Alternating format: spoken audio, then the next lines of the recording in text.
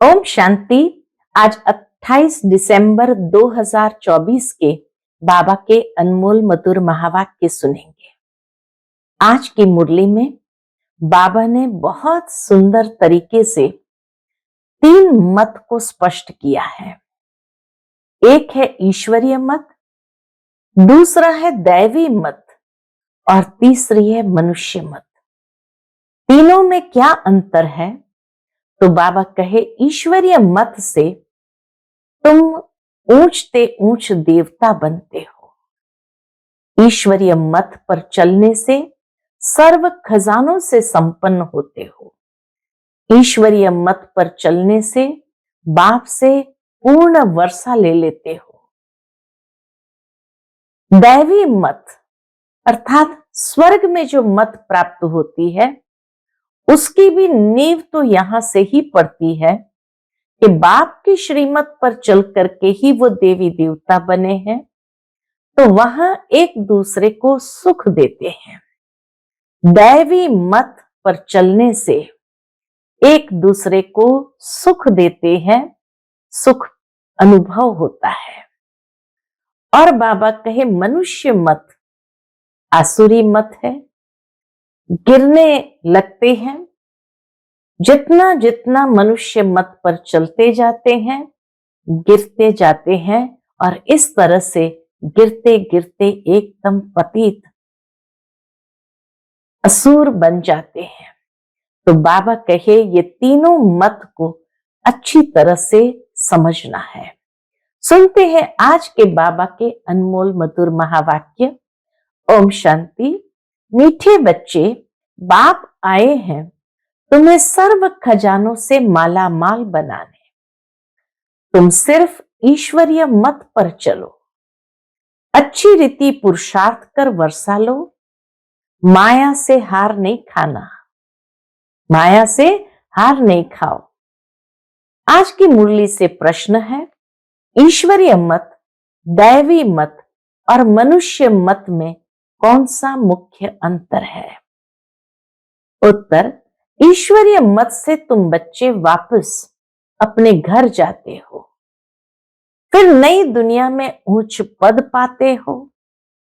दैवी मत से तुम सदा सुखी रहते हो, क्योंकि वह भी बाप द्वारा इस समय की मिली हुई मत है, लेकिन फिर भी उतरते तो नीचे ही हो। दैवी मत से भी धीरे धीरे कला कम होती ही जाती है। मनुष्य मत दुखी बनाती है। ईश्वरीय मत पर चलने के लिए पहले पहले पढ़ाने वाले बाप पर पूरा निश्चय चाहिए। ओम शांति। बाप ने अर्थ तो समझाया है, ओम शांति का अर्थ तो बाबा ने समझाया है। क्या है? मैं आत्मा शांत स्वरूप हूं। जब ओम शांति कहा जाता है तो आत्मा को अपना घर याद आता है। मैं आत्मा शांत स्वरूप हूं। फिर जब ऑर्गन्स मिलते हैं तब टॉकी बनती है। पहले छोटे ऑर्गन्स होते हैं, फिर बड़े होते हैं। अब परम पिता परमात्मा तो है निराकार, उनको भी रथ चाहिए टॉकी बनने के लिए। परमात्मा इतना समय तो साइलेंस में रहे, अब उनको भी रथ चाहिए टॉकी बनने के लिए। जैसे तुम आत्माएं परमधाम में रहने वाली हो, यहां आकर टॉकी बनती हो। बाप भी कहते हैं मैं तुमको नॉलेज देने के लिए टॉकी बना हूं। बाप अपना और रचना के आदि मध्य अंत का परिचय देते हैं। यह है रूहानी पढ़ाई। वह होती है जिस्मानी पढ़ाई, वह अपने को शरीर समझते हैं। ऐसे कोई नहीं कहेंगे कि हम आत्मा इन कानों द्वारा सुनती है। अभी तुम बच्चे समझते हो बाप है पतित पावन, वही आकर समझाते हैं मैं कैसे आता हूं। तुम्हारे मिसल में गर्भ में नहीं आता हूं, मैं इनमें प्रवेश करता हूं, फिर कोई प्रश्न ही नहीं उठता। यह रथ है, इनको माता भी कहा जाता है। सबसे बड़ी नदी ब्रह्मपुत्र है। तो यह है सबसे बड़ी नदी। पानी की तो बात नहीं, यह है महानदी, अर्थात सबसे बड़ी ज्ञान नदी है। ब्रह्मा बाबा है सबसे बड़ी ज्ञान नदी। तो बाप आत्माओं को समझाते हैं, मैं तुम्हारा बाप हूं। जैसे तुम बात करते हो, मैं भी बात करता हूं। मेरा पाठ तो सबसे पिछाड़ी का है। जब तुम बिल्कुल पतित बन जाते हो, तब तुमको पावन बनाने के लिए आना होता है। इन लक्ष्मी नारायण को ऐसा बनाने वाला कौन? सिवाय ईश्वर के और कोई के लिए कह नहीं सकेंगे। बेहद का बाप ही स्वर्ग का मालिक बनाते होंगे ना। बाप ही ज्ञान का सागर है। वही कहते हैं, मैं इस मनुष्य सृष्टि का चैतन्य बीज हूं। मैं आदि मध्य अंत को जानता हूं। मैं सत हूं। मैं चैतन्य बीज रूप हूं। इस सृष्टि रूपी झाड़ की मेरे में नॉलेज है। इसको सृष्टि चक्र अथवा ड्रामा कहा जाता है। ये फिरता ही रहता है। वह हद का ड्रामा 2 घंटे चलता है। इसकी रील 5000 वर्ष की है। जो जो टाइम पास होता जाता है, 5000 वर्ष से कम होता जाता है। टाइम बीतते बीतते एक एक साल निकलते जाते और 5000 वर्ष में कम होता जाता है। तुम जानते हो, पहले हम देवी देवता थे, फिर आहिस्ते आहिस्ते हम क्षत्रिय कुल में आ गए। ये सारा राज बुद्धि में है। तो यह सिमरण करते रहना चाहिए। हम शुरू में पाठ बजाने आए तो हम 100 देवी देवता थे। 1250 वर्ष राज्य किया। टाइम तो गुजरता जाता है ना। लाखों वर्ष की तो बात ही नहीं। लाखों वर्ष का तो कोई चिंतन कर भी न सके। तुम बच्चे समझते हो, हम यह देवी देवता थे। फिर पाठ बजाते वर्ष पिछाड़ी वर्ष पास करते करते अभी कितने वर्ष पास कर चुके हैं। धीरे धीरे सुख कम होता जाता है। हर एक चीज सतो प्रधान, सतो रजो तमो होती है। पुरानी जरूर होती है। यह फिर है बेहद की बात। यह सब बातें अच्छी रीति बुद्धि में धारण कर फिर औरों को समझाना है। सब तो एक जैसे नहीं होते, जरूर भिन्न भिन्न रीति समझाते होंगे। चक्र समझाना सबसे सहज है। ड्रामा और झाड़ दोनों मुख्य चित्र है। कल्प वृक्ष नाम है ना। कल्प की आयु कितने वर्ष की है, ये कोई भी नहीं जानते। मनुष्य की अनेक मत है। कोई क्या कहेंगे, कोई क्या कहेंगे। अभी तुमने अनेक मनुष्य मत को भी समझा है और एक ईश्वरीय मत को भी समझा है। कितना फर्क है। ईश्वरीय मत से तुमको फिर से नई दुनिया में जाना पड़े और कोई के भी मत से, दैवी मत व मनुष्य मत से वापस नहीं जा सकते। एक ईश्वरीय मत से ही हम वापस घर जाएंगे और फिर नई दुनिया में आएंगे। दैवी मत से तुम उतरते ही हो। सतयुग में दैवी मत से भी धीरे धीरे कला कम होती जाती है। तो बाबा कहे, दैवी मत से भी तुम नीचे उतरते ही हो, क्योंकि कला कम होती जाती है। आसुरी मत से भी उतरते हो, परंतु दैवी मत में सुख है, आसुरी मत में दुख है। दैवी मत भी इस समय बाप की दी हुई है, इसलिए तुम सुखी रहते हो। बेहद का बाप कितना दूर दूर से आते हैं। मनुष्य कमाने के लिए बाहर जाते हैं। जब बहुत धन इकट्ठा होता है तो फिर आते हैं। बाप भी कहते हैं, मैं तुम बच्चों के लिए बहुत खजाना लेके आता हूं, क्योंकि जानता हूं तुमको बहुत माल दिए हुए थे। वह सब तुमने गंवा दिए हैं। तुमसे ही बात करता हूं। तुमने सब गंवा दिया। बाबा कहे मैं बात भी तुमसे ही करता हूं, जिन्होंने प्रैक्टिकल में गंवाया है।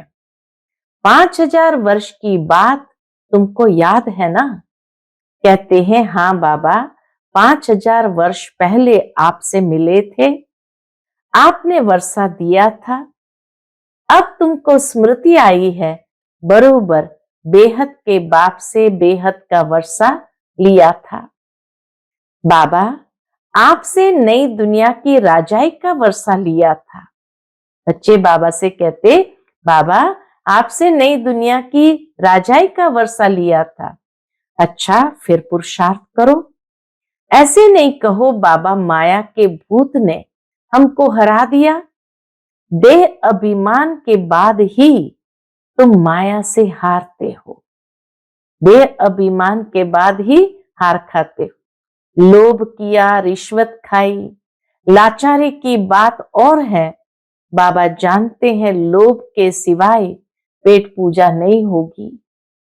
हर्जा नहीं, भल खाओ परंतु कहां फंस नहीं मरना, फिर तुमको ही दुख होगा।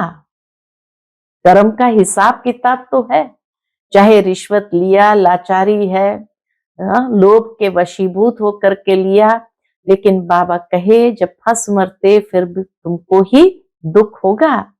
पैसा मिलेगा, खुश हो जाएंगे।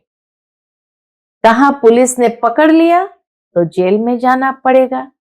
ऐसा काम ही नहीं करो। लोभ के वश ऐसा कोई काम ही नहीं करो, उसका फिर रिस्पॉन्सिबल मैं नहीं हूं। बाबा कहे लोभ लालच वश रिश्वत खाई तो बाबा रिस्पॉन्सिबल नहीं है। पाप करते हैं तो जेल में जाते हैं, वहां तो जेल आदि होता नहीं।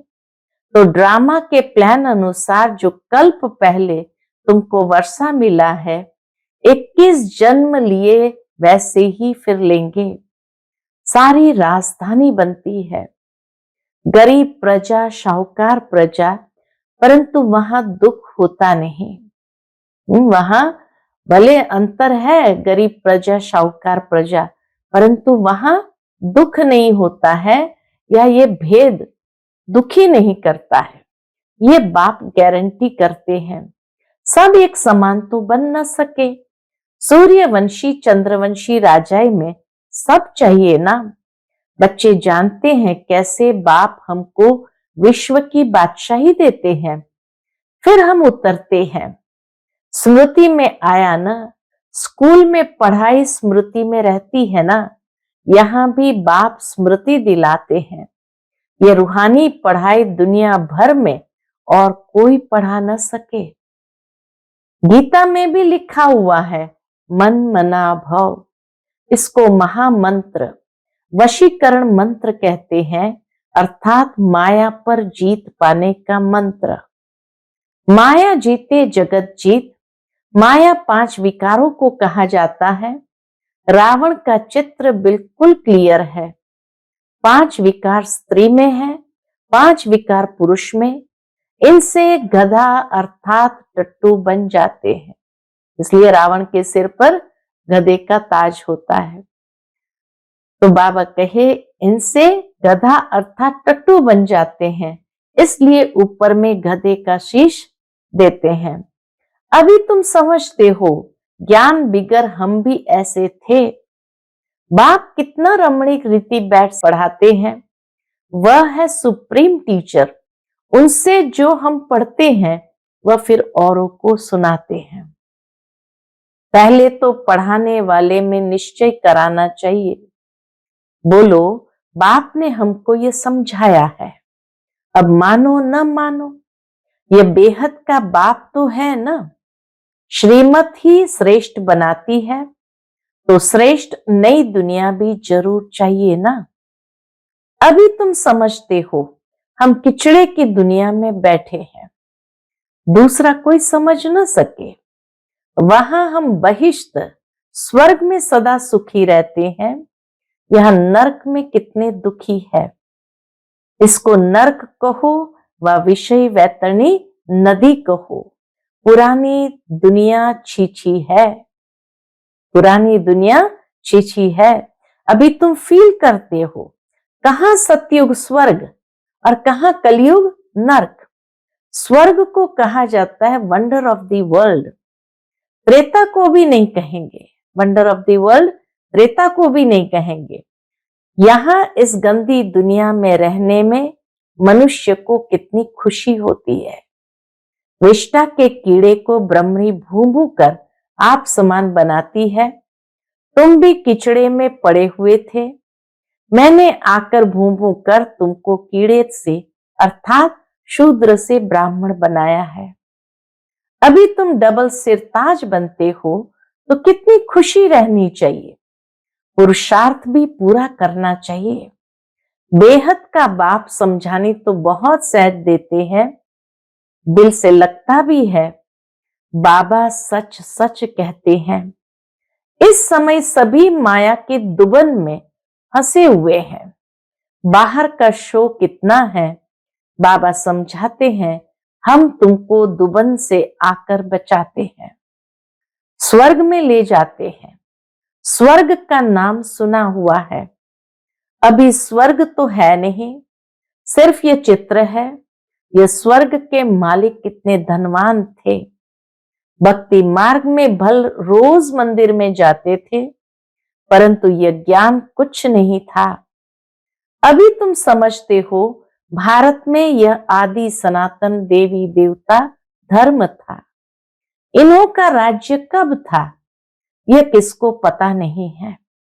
देवी देवता धर्म के बदले अब फिर हिंदू हिंदू कहते रहते हैं। शुरू में हिंदू महासभा का प्रेसिडेंट आया था, बाबा के पास हिंदू महासभा का प्रेसिडेंट आया था। बोला, हम विकारी असुर है, अपने को देवता कैसे कहलाए। हमने कहा, अच्छा आओ तो तुमको समझाएं। देवी देवता धर्म की स्थापना फिर से हो रही है। हम तुमको स्वर्ग का मालिक बना देंगे। बाबा ने उनसे कहा, हम तुमको स्वर्ग का मालिक बना देंगे, बैठकर सीखो। बोला, दादाजी फुर्सत कहाँ है। फुर्सत नहीं तो फिर देवता कैसे बनेंगे, ये पढ़ाई है ना। बेचारे की तकदीर में नहीं था। बाबा को उसकी याद आ गई, बेचारे की तकदीर में नहीं था, मर गया। ऐसे भी नहीं कहेंगे कि वह कोई प्रजा में आएगा, नहीं, ऐसे ही चला आया था। सुना था यहाँ पवित्रता का ज्ञान मिलता है, परंतु सतयुग में तो आ न सके, फिर भी हिंदू धर्म में ही आएंगे। तुम बच्चे समझते हो माया बड़ी प्रबल है, कोई न कोई भूल कराती रहती है। कभी कोई उल्टा सुल्टा पाप हो तो बाप को सच्ची दिल से सुनाना है। रावण की दुनिया में पाप तो होते ही रहते हैं। कहते हैं हम जन्म जन्मांतर के पापी है। ये किसने कहा। बाबा कहे, ये बात किसने कही। आत्मा कहती है, बाप के आगे या देवताओं के आगे। आत्मा कहती है बाप के आगे जाकर या देवताओं के आगे। अभी तो तुम फील करते हो बरोबर हम जन्म जन्मांतर के पापी थे। रावण राज्य में पाप जरूर किए हैं, अनेक जन्मों के पाप तो वर्णन नहीं कर सकते हो, इस जन्म का वर्णन कर सकते हैं, वह सुनाने से भी हल्का हो जाएगा। सर्जन के आगे बीमारी सुनानी है, फलाने को मारा, चोरी की, इस सुनाने में लज्जा नहीं आती है। विकार की बात सुनाने में लज्जा आती है। सर्जन से लज्जा करेंगे तो बीमारी छूटेगी कैसे। इसलिए बाबा कहे सर्जन को सच सच बताना है, फिर अंदर दिल को खाती रहेगी। बाप को याद कर नहीं सकेंगे, सच सुनाएंगे तो याद कर सकेंगे। बाप कहते हैं, मैं सर्जन तुम्हारी कितनी दवाई करता हूं, तुम्हारी काया सदैव कंचन रहेगी। सर्जन को बताने से हल्का हो जाता है। कोई कोई आपे ही लिख देते हैं, बाबा हमने जन्म जन्मांतर पाप किए हैं, पाप आत्माओं की दुनिया में पाप आत्मा ही बने हैं। अब बाप कहते, बच्चे तुम्हें पाप आत्माओं से लेन देन नहीं करनी है। सच्चा सतगुरु अकाल मूर्त है बाप, वह कभी पुनर्जन्म में नहीं आते हैं। उन्होंने अकाल तख्त नाम रखा है, परंतु अर्थ नहीं समझते हैं। बाप ने समझाया है, आत्मा का यह तख्त है, शोभता भी यहां है, तिलक भी यहां भ्रुकुटी में देते हैं ना। असल में तिलक एकदम बिंदी मिसल देते थे।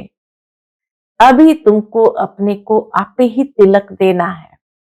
बाप को याद करते रहो, जो बहुत सर्विस करेंगे तो बड़ा महाराजा बनेंगे। नई दुनिया में पुरानी दुनिया की पढ़ाई थोड़ी पढ़ना है। नई दुनिया में पुरानी दुनिया की पढ़ाई थोड़ी पढ़ना है। तो इतनी उच्च पढ़ाई पर फिर अटेंशन देना चाहिए।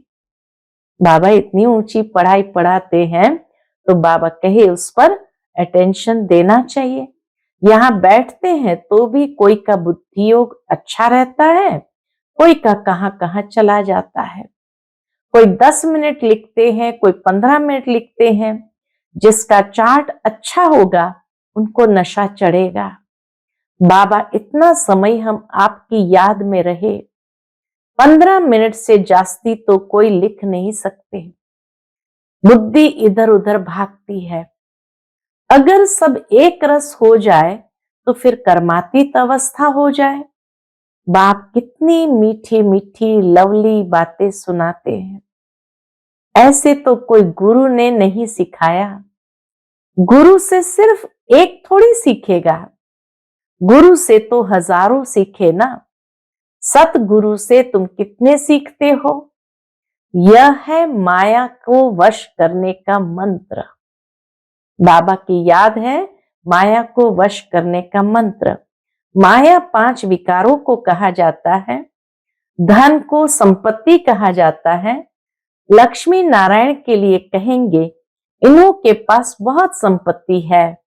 लक्ष्मी नारायण को कभी माता पिता नहीं कहेंगे। आदि देव आदि देवी को जगत पिता जगत अम्बा कहते हैं। इनको नहीं, लक्ष्मी नारायण को नहीं। यह स्वर्ग के मालिक है। अविनाशी ज्ञान धन लेकर हम कितने धनवान बने हैं। अम्बा के पास अनेक आशाएं लेकर जाते हैं।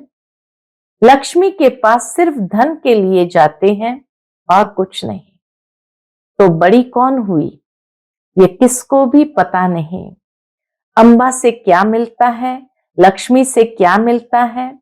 लक्ष्मी से सिर्फ धन मांगते हैं। अम्बा से तुमको सब कुछ मिलता है। अम्बा का नाम जास्ती है क्योंकि माताओं को दुख भी बहुत सहन करना पड़ा है, तो माताओं का नाम जास्ती होता है। अच्छा, फिर भी बाप कहते हैं, बाप को याद करो तो पावन बन जाएंगे, और चक्र को याद करो, दैवी गुण धारण करो, बहुतों को आप समान बनाओ। गॉड फादर के तुम स्टूडेंट हो। कल्प पहले भी बने थे, फिर अब भी वही एम ऑब्जेक्ट है। यह है सत्य नर से नारायण बनने की कथा। यह है सत्य नर से नारायण बनने की कथा। अच्छा, मीठे मीठे सिकिलते बच्चों प्रति माता पिता बाप दादा का याद प्यार और गुड मॉर्निंग। रूहानी बाप की रूहानी बच्चों को नमस्ते। हम सब रूहानी बच्चों की रूहानी माता पिता बाप दादा को याद प्यार, गुड मॉर्निंग और नमस्ते नमस्ते। शुक्रिया बाबा, शुक्रिया। आज की मुरली से धारणा के लिए मुख्य सार है। पहली पॉइंट, अपनी बीमारी सर्जन से कभी भी छिपानी नहीं है। माया के भूतों से स्वयं को बचाना है। अपने को राज तिलक देने के लिए सर्विस जरूर करनी है। दूसरी पॉइंट, स्वयं को अविनाशी ज्ञान धन से धनवान बनाना है। अब पाप आत्माओं से लेन देन नहीं करनी है, पढ़ाई पर पूरा पूरा अटेंशन देना है। आज का बाप दादा का मधुर वरदान हम बच्चों के प्रति है, इस कल्याणकारी युग में सर्व का कल्याण करने वाले प्रकृति जीत माया जीत भव। इस कल्याणकारी युग में सर्व का कल्याण करने वाले प्रकृति जीत माया जीत भव। संगम युग को कल्याणकारी युग कहा जाता है। इस युग में सदा ये स्वमान याद रहे कि मैं कल्याणकारी आत्मा हूं। मेरा कर्तव्य है पहले स्व का कल्याण करना, फिर सर्व का कल्याण करना।